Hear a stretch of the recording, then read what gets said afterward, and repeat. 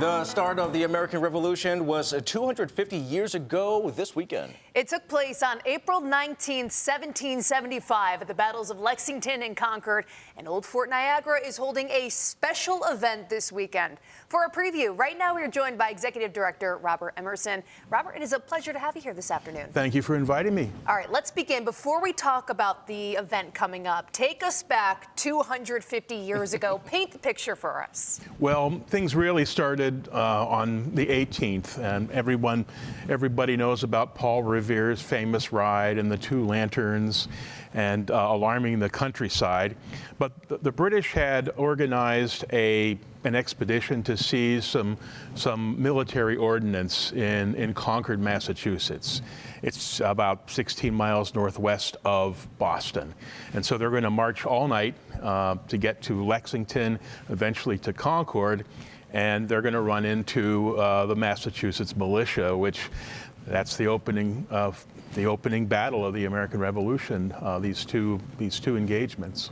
And there's a lot of history, of course, at Old Fort Niagara up in Youngstown. Tell us about some of the history there and how it's all connected. Well, our program on Saturday really focuses on the connection between the events of Lexington and Concord and Fort Niagara. You might think, what kind of a connection can there be? It's 480 miles from Boston to Niagara.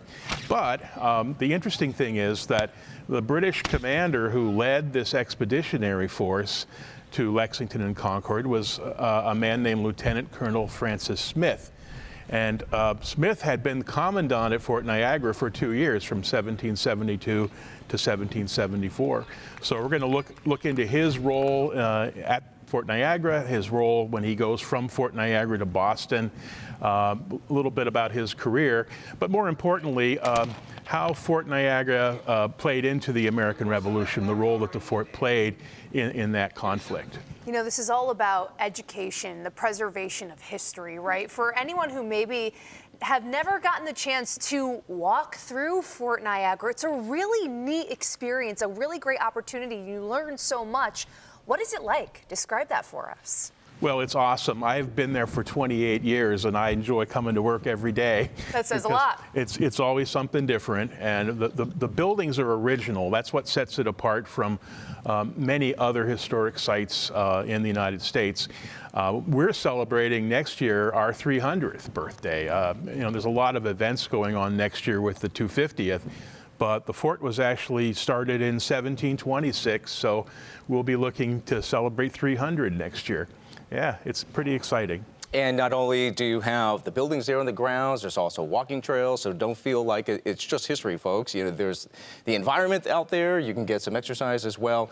But tell people when they do go to the fort, what do you hope that they are able to gather there and walk away from? Well, we hope that they're able to really understand the strategic role that the fort played in North American history. We want them to go away understanding what it was like to live there in the 18th century, what the conditions were for the soldiers, and there were civilians there as well. There were women and children as well as soldiers.